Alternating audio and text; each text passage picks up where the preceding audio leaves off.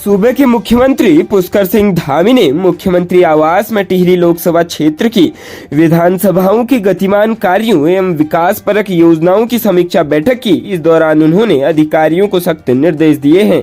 उन्होंने कहा कि विधायक गणों द्वारा अपने विधानसभा क्षेत्र की जो समस्याएं रखी जा रही है उनका अधिकारी शीघ्रता से समाधान करें। अधिकारी यह भी सुनिश्चित करें कि सामान्य प्रक्रिया के तहत चलने वाले कार्यों में अनावश्यक विलंब न हो। उच्च स्तरीय समीक्षा बैठक में क्षेत्रों की छोटी समस्याएं न आए, इनका निदान जिलाधिकारी जनपद स्तर पर यथाशीघ्र करे। बैठक में विधायक गणों द्वारा सड़कों के निर्माण, स्वास्थ्य सुविधाओं को और बेहतर बनाने, बाढ़ सुरक्षा के कार्य, पेयजल की समस्या, कूड़ा निस्तारण की समस्या, ड्रेनेज एवं सीवरेज की समस्या से अवगत कराया गया। मुख्यमंत्री ने कहा कि विधायक गणों द्वारा जो भी जन समस्याएं रखी गई है उनका हर संभव समाधान किया जाएगा। मुख्यमंत्री पुष्कर सिंह धामी ने कहा कि विभिन्न क्षेत्रों की जो भी समस्याएं आ रही है उनके समाधान के लिए विभिन्न विभागों द्वारा क्या आवश्यक कार्यवाही की जा रही है इसकी भी नियमित समीक्षा की जाए। जन समस्याओं के त्वरित समाधान के लिए प्रक्रियाओं के सरलीकरण पर विशेष ध्यान दिया जाएगा।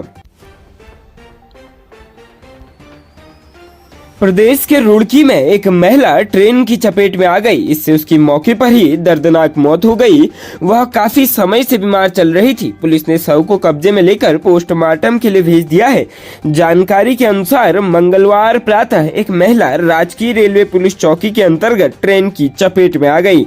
बताया जाता है कि रुड़की कोतवाली क्षेत्र के गाँव सफरपुर निवासी महिला संजीदा पत्नी इस्लाम लंबे समय से बीमार चल रही थी। मंगलवार की सुबह ट्रेन की चपेट में आने से उसकी दर्दनाक मौत हो गई। सूचना पर पहुंची पुलिस ने शव कब्जे में लेकर पंचनामा भर पोस्टमार्टम के लिए भेज दिया है। राज्य उत्तराखंड के नैनीताल जनपद में पिछले 5 दिनों से हो रही लगातार बारिश के दौरान मंगलवार की अपराह्न नगर के अयारपाटा क्षेत्र में बिजली के पोलों में भीषण व डरावने तरीके से आग लग गई। आग के साथ लगातार हो रहे धमाके बेहद डरावने थे। यह भी था कि आग लगे पोलों के नीचे ही कुछ दोपहिया वाहन खड़े थे और उनमें भी आग फैलने की संभावना थी। साथ ही पास स्थित चाय की दुकान पर कई लोग मौजूद थे, उनके भी आग की चपेट में आने की संभावना थी। स्थानीय सभासद मनोज शाह जगाती ने बताया कि मंगलवार शाम करीब 6:30 बजे बिजली के पोलों में आग अयारपाटा क्षेत्र में Vienna Lodge Holy Angel School के पास बारिश के दौरान संभवतः बारिश की वजह से ही लगी। आग की भयावहता को देख उन्होंने इसकी सूचना तत्काल सूखाताल स्थित विद्युत उपकेंद्र के कर्मी को दी और उससे बिजली की आपूर्ति बंद करने का आग्रह किया।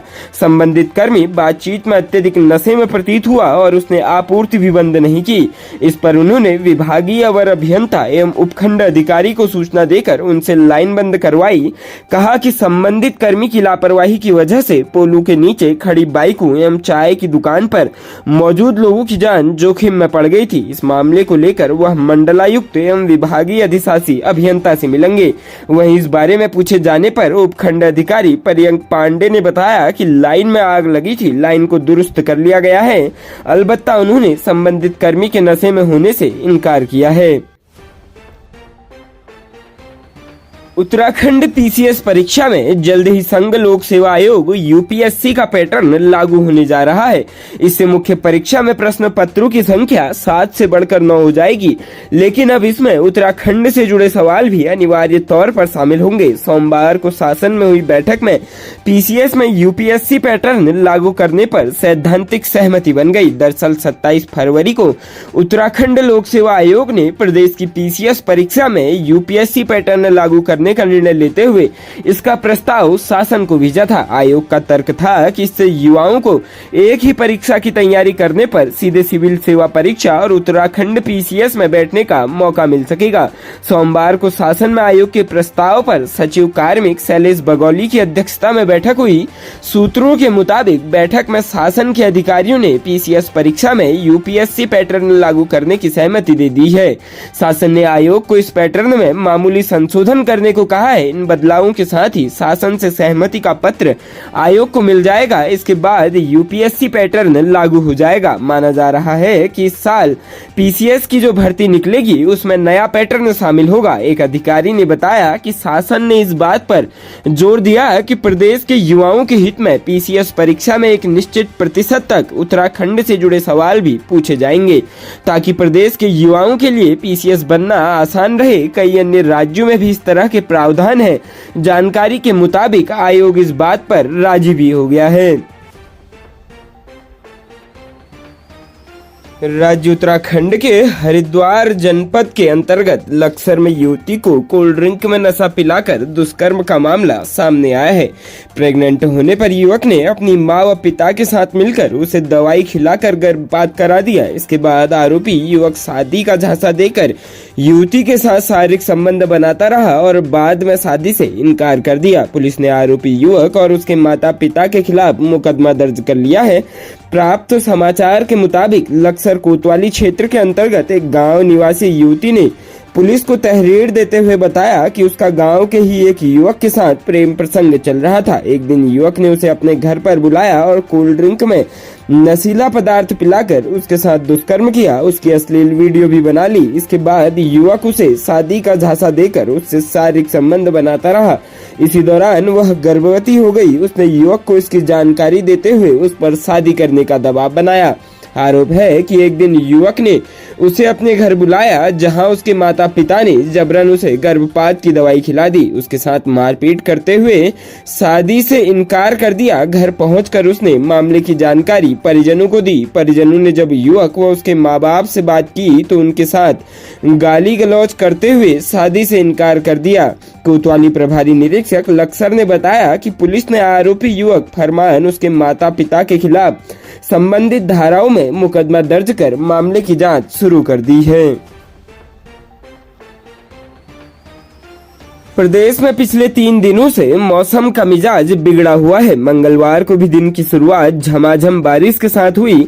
पहाड़ से मैदान तक सोमवार रात से ही रुक रुक कर बारिश हो रही है, जिसके चलते तापमान में भी गिरावट दर्ज की गई है। आज भी राजधानी देहरादून सहित राज्य के अधिकांश जनपदों में गरज के साथ हल्की से मध्यम बारिश और ओलावृष्टि की चेतावनी मौसम विभाग ने दी है। मौसम विभाग के निदेशक विक्रम सिंह ने बताया कि उत्तराखंड राज्य के कुमाऊं और गढ़वाल मंडल के अधिकांश स्थलों पर गर्जन के साथ हल्की से मध्यम बारिश और ओलावृष्टि हो सकती है। साथ ही ऊंचाई वाले इलाकों में बर्फबारी की संभावना है। दून में भी गरज के साथ बारिश और ओलावृष्टि की संभावना है। तापमान में और गिरावट होने की संभावना है। अधिकतम न्यूनतम तापमान 22 डिग्री सेल्सियस और 10 डिग्री सेल्सियस रहने की संभावना है।